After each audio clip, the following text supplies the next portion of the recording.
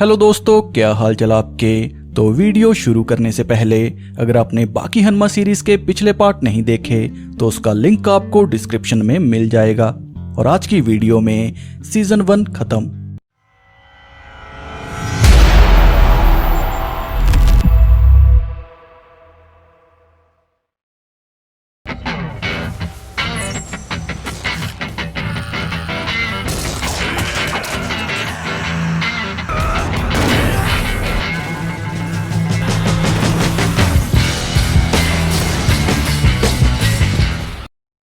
तो कहानी शुरू होती है डोरियन से, जिसे पिछले पार्ट में शिनशिनकाई के लोग अम्यूजमेंट पार्क में लाए थे, जहां डोरियन का सामना कियासुमी के दोस्त स्यूडो से होता है।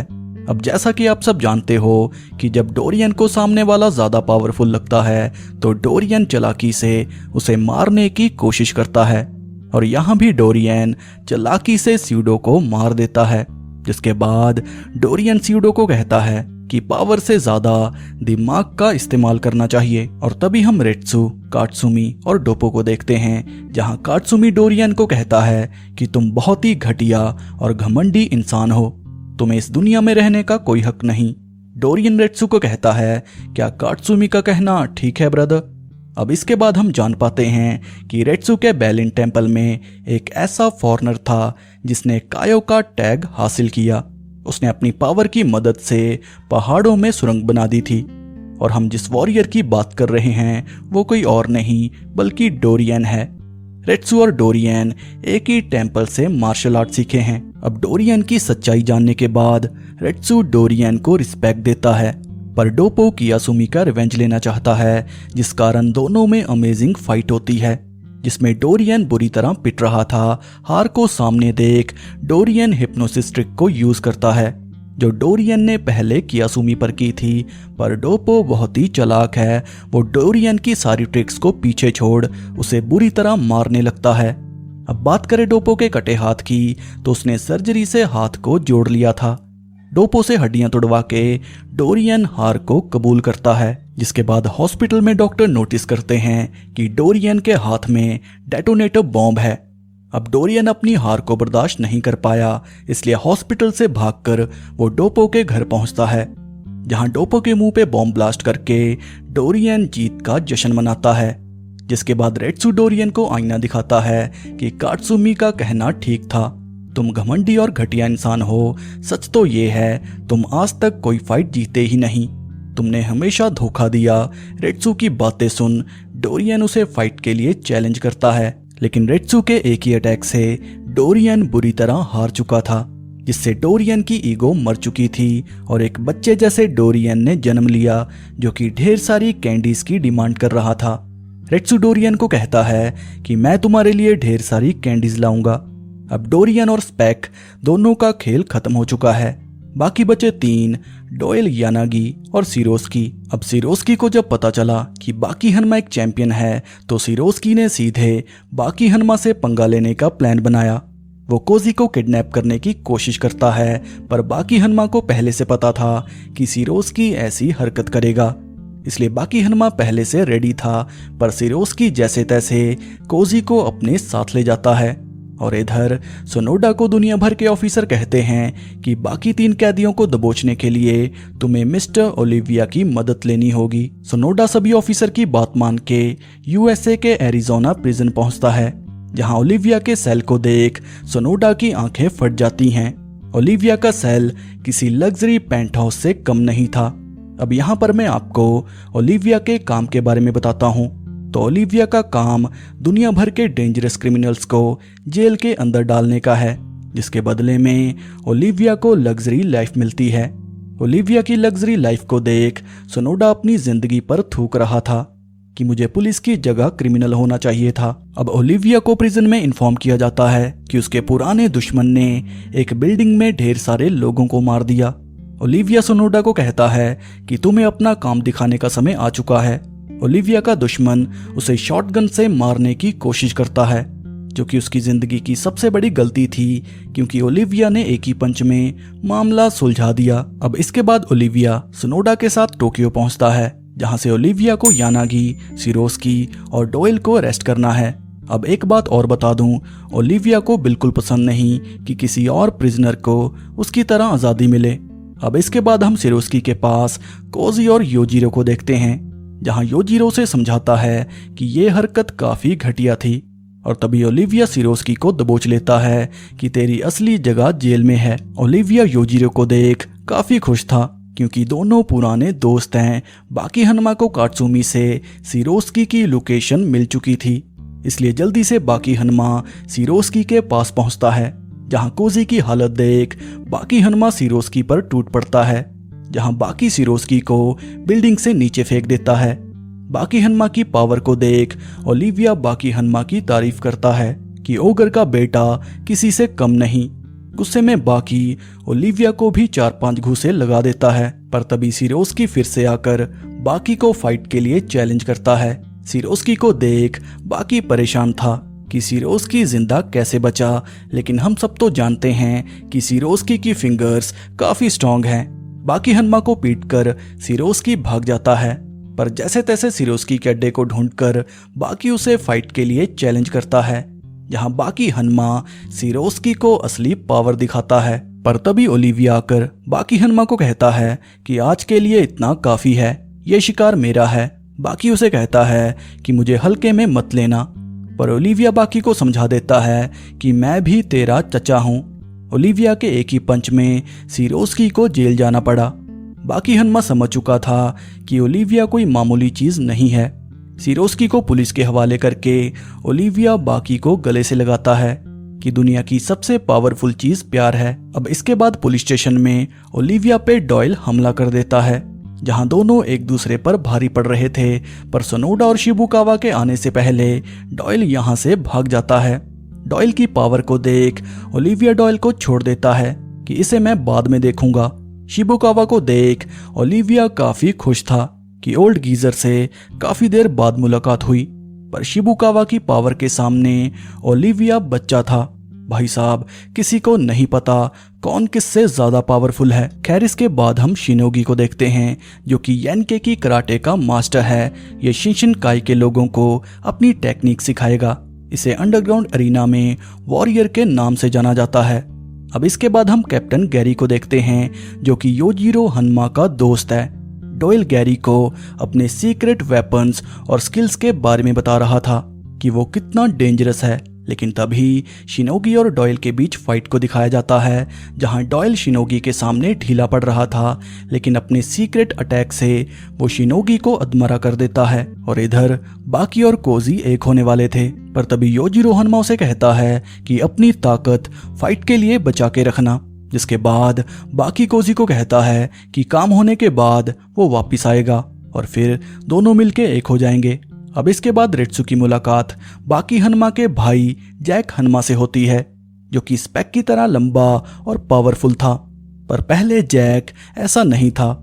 उसने ढेर सारी ड्रग्स लेके अपनी बॉडी को ऐसा बनाया। अंडरग्राउंड एरिना में जब जैक की फाइट बाकी हनमा से हुई थी, तब जैक काफी कमजोर हो गया था, लेकिन कुछ समय बाद जैक हनमा अलग ही रूप में सामने आया।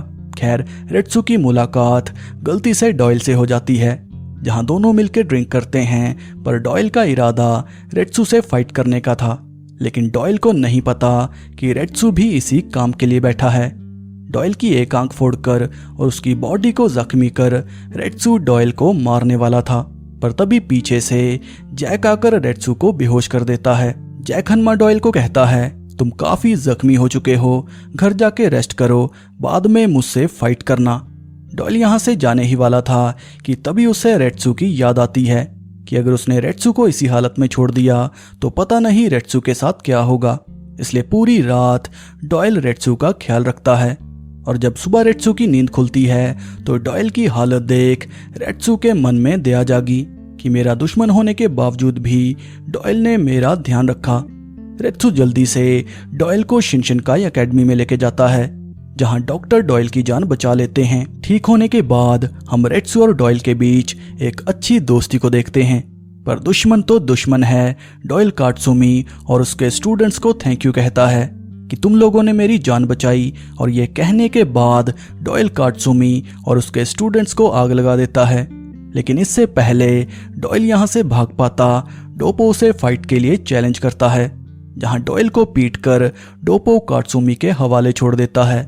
और जब जब डॉयल को होश आता है तो कात्सुमी डॉयल को पीटकर कहता है कि अपनी हार को कबूल कर लो, पर आखिरी सांस तक डॉयल अपनी हार को कबूल नहीं करता। और आखिरकार कात्सुमी अपने स्टूडेंट को कहता है कि जब डॉयल होश में आए तो उसे कहना वो जीत गया, मैं किसी को बार बार बेरहमी से नहीं मार सकता। डॉयल को कहना उसकी जीत हुई। कात्सुमी की इंसानियत को देख डॉयल अपनी हार को कबूल करता है। मतलब फिजिकली तो कात्सुमी डॉयल को नहीं हरा पाया, पर इमोशनली डॉयल को हरा दिया। अब इसके बाद हम फ्यूजी को यानागी के मास्टर के पास देखते हैं, जहां मास्टर कुनिमुत्सु फ्यूजी को कहता है कि मेरा सबसे बेहतर स्टूडेंट यानागी था। वो इतना डेंजरस है कि उसके एक पॉइजन अटैक से इंसान का शरीर गलने लगता है, जिससे कुछ ही दिनों में उस इंसान की मौत हो जाएगी। बात करें बाकी हन्मा और कोजी की, तो दोनों अपने प्रोग्राम में बिजी थे। और तभी यानागी बाकी हन्मा को फाइट के लिए चैलेंज करता है, जहां मार खाने के बाद यानागी नोटिस करता है कि बाकी हन्मा पहले से ज्यादा पावरफुल हो चुका है। पर फाइट के दौरान यानागी बाकी हन्मा पर पॉइजन अटैक कर चुका था। यानागी नोटिस करता है कि बाकी हन्मा उसके स्किल्स को बहुत ही कम समय में सीख चुका है और ये बच्चा सच में स्ट्रॉन्गेस्ट फाइटर है। अब यानागी का साथ देने के लिए मैदान में सिरोस्की आता है, जो कि शिनोडा की जेल से भाग आया था, पर बाकी हन्मा दोनों पर भारी था, इसलिए दोनों को पीटकर बाकी कोजी को लेकर भाग जाता है। जहां हायानामा दोनों को कहता है कि तुम दोनों बाकी हन्मा का मुकाबला नहीं कर सकते, इसलिए तुम दोनों को ऐसे ही छोड़ गया। बाकी हन्मा की इस हरकत से दोनों बहुत ही जलील महसूस कर रहे थे। और इधर कात्सुमी और डॉयल में अच्छी दोस्ती हो चुकी थी, जहां जापान छोड़ने से पहले कात्सुमी डॉयल को कराटे की कुछ एक्सरसाइज बताता है। और जब डॉयल यहां से जा रहा था तो शिप में उसे यानागी मिलता है, जो कि बाकी हन्मा का गुस्सा डॉयल पर निकालता है कि तुमने दुश्मन से हाथ मिला के हम सबको शर्मिंदा किया। यानागी पॉइजन अटैक से डॉयल का विजन खत्म कर देता है, इसलिए समझदारी दिखा के डॉयल यहां से भाग जाता है, क्योंकि बिना विजन के यानागी को मारना इम्पॉसिबल था। आपको इगारी तो याद है ना, जिसे सिरोस्की ने बेरहमी से मारा था। दरअसल वो जैक हन्मा की मदद से सिरोस्की को अंडरग्राउंड एरिना में लेके जाता है, जहां जैक सिरोस्की को पीट के कहता है कि तुम मेरे मुकाबले के नहीं हो। जैक के जाते ही ग्राउंड में एंट्री लेता है गाया, जिसने एक समय में बाकी हन्मा को लगभग मार दिया था। अब गाया को देख स्टेडियम के लोग चिल्लाने लगे कि असली मर्द को भेजो, ये क्या बच्चा भेज दिया। पर गाया ने अपनी पावर से सबको गलत साबित किया। वो बहुत ही आसानी से सिरोस्की को पीट रहा था। गाया की पावर को देख सिरोस्की के दिल में डर बैठ गया, जिस कारण सबके सामने रोकर सिरोस्की ने अपनी हार को कबूल किया। अब डेथ रो के एक और कैदी ने हार को कबूल कर लिया। बात करें यानागी की, तो यानागी का सामना मोटोबी से होता है, जो कि जियाजित्सु का फाइटर है। मोटोबी यानागी पे भारी पड़ रहा था, जहां यानागी के हाथ को काटकर मोटोबी उसे हार को कबूल करने को कहता है। पर तभी योजिरो आके मोटोबी को रोक देता है कि मैच का फैसला हो चुका है, यानागी हार गया, मोटोबी जीत गया। यानागी योजिरो को कहता है कि माना तुम दुनिया के सबसे स्ट्रॉन्गेस्ट क्रीचर हो, लेकिन हार जीत का फैसला तुम नहीं कर सकते। योजिरो से कहता है कि अगर एक प्लेयर सही सलामत है और दूसरा जख्मी है, तो जाहिर सी बात है जख्मी प्लेयर हार चुका है। मोटोबी यानागी को वार्न कर रहा था कि योजिरो से पंगा मत ले, ये तुझे मार देगा। और तभी यानागी से बोर होके योजिरो से जोरदार थप्पड़ मारता है, जिससे यानागी के मसल बुरी तरह डैमेज हो चुके थे। अब डेथ रो के 5 प्रिजनर हार को कबूल कर चुके हैं, लेकिन डॉयल के साथ ओलिविया का हिसाब बाकी है। पर यानागी के अटैक से डॉयल अंधा हो चुका था। ओलिविया के डॉयल को फाइट के लिए चैलेंज करता है, पर ओलिविया जल्दी समझ जाता है कि डॉयल के साथ क्या हुआ, इसलिए ओलिविया उसे डॉक्टर के पास लेके आता है ताकि इलाज होने के बाद ये डॉयल से फाइट कर सके। अब इसके बाद हम देखते हैं कि यानागी के अटैक से बाकी हन्मा बहुत ही ज्यादा इफेक्ट हो चुका था, क्योंकि जब यानागी ने बाकी पर अटैक किया था तो यानागी का पॉइजन बाकी हन्मा की बॉडी में फैल गया था, जिस कारण बाकी हन्मा की बॉडी धीरे धीरे खत्म हो रही थी। बाकी हनमा कुछ ही दिनों का मेहमान बचा था। अब कोजी बाकी हनमा की हालत देख रोने लगती है, जहां डॉक्टर उसे कहते हैं कि जहर पूरी बॉडी में फैल चुका है, अब कुछ नहीं हो सकता। और तभी कोजी को सहारा देने मोहम्मद अली सीनियर का बेटा मोहम्मद अली जूनियर आता है, जो कि कोजी को कहता है कि जो भी तुम्हारा अपना हॉस्पिटल में है वो जल्दी ठीक हो जाएगा, बस तुम प्रेयर करती रहना। अब जूनियर के जापान आने का मकसद सेम था, ये जापान के मास्टर से फाइट करके खुद को पावरफुल और अपनी काबिलियत को बढ़ाना चाहता है, ताकि मोहम्मद अली सीनियर को अपने बेटे पर गर्व हो। अब इसके बाद हम मोहम्मद अली सीनियर को देखते हैं, जिससे हम जान पाते हैं कि जब मोहम्मद अली जवान थे तो जापान में इनका मैच एगारी से हुआ था, जिसमें अली की जीत हुई थी। जिसके बाद जापान में अली का सामना यंग योजिरो हनमा से हुआ था, जहां योजिरो हनमा अली की तारीफ करता है कि तुमने अपने लोगों के साथ कमज़ोर लोगों का साथ दिया, जो कि बहुत ही कम लोग करते हैं। इसके बाद योजिरो अली को कहता है कि दुनिया को ये लगता है मोहम्मद अली एक बॉक्सर है, लेकिन तुम्हारी सारी टेक्निक मार्शल आर्ट फाइटर जैसी हैं। अब कहानी प्रेजेंट में आती है, जहां बाकी कोजी को लेके अपने अंकल रेची के पास जाता है, जो कि बाकी हनमा की हालत देख टेंशन में आ गया था। रेची बाकी को ढेर सारी जड़ी बूटियां पिलाता है, लेकिन बाकी हनमा को कुछ फर्क नहीं पड़ता। अब डोपो फ्यूजी, शिबुकाबा और रेट्सू को बाकी हनमा की चिंता हो रही थी, इसलिए रेट्सू बाकी को अपने बैलिन टेम्पल चाइना में लेके जाता है। बैलिन टेम्पल में रेट्सू मास्टर को कहता है कि मैं बाकी हनमा को राइटाई टूर्नामेंट में मौका देना चाहता हूँ, वो बहुत ही स्ट्रांग है। मास्टर रेट्सू को कहता है कि उसे हमारे फाइटर चो से फाइट करनी होगी, उसके बाद हम बाकी हनमा को राइटाई टूर्नामेंट में जगह देंगे। बात करें चो की, तो चो बैलिन टेम्पल का सबसे पावरफुल फाइटर है। मास्टर को चो पर बहुत ही ज्यादा भरोसा है कि चो ही फाइट जीतेगा। रेट्सू सारी सिचुएशन बाकी हनमा को समझाता है कि अगर तुम्हें जिंदा रहना है तो तुम्हें राइटाई टूर्नामेंट में खेलना होगा, लेकिन उससे पहले तुम्हारी फाइट चो से होगी।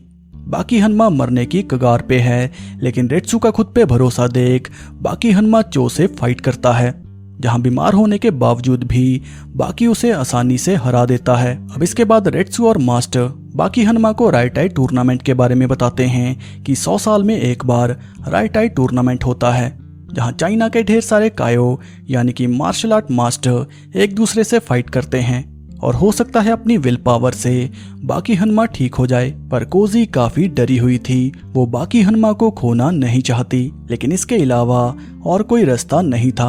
अब इसके बाद हम देखते हैं कि टूर्नामेंट में योजिरो हनमा के अलावा जूनियर भी शामिल था। टूर्नामेंट में टोटल 16 वॉरियर थे, और ये टूर्नामेंट एक ही दिन का है, यानी कि सारी फाइट्स एक ही दिन में होंगी। तो आपको क्या लगता है, क्या बाकी हनमा हील हो पाएगा, और इस हालत में वो वॉरियर्स का सामना कैसे करेगा? तो अगर आपको ये वीडियो अच्छी लगी हो तो इसे लाइक और शेयर करना ना भूलें। और सीजन 1 यहीं पर खत्म हुआ, लेकिन दूसरे सीजन का वेट करना।